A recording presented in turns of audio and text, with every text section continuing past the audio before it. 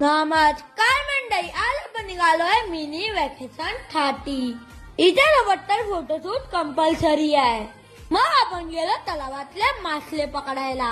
हे होतं आपलं डेस्टिनेशन. व्ह्यू तरी बघा. मग उडी मारली स्विमिंग पूल मध्ये. हा होता आपल्या रूमच्या बाहेरचा नजारा.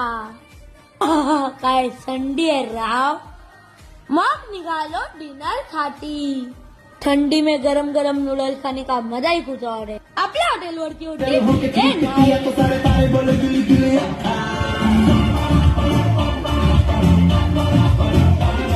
इट गेम में था बोला सरप्राईज.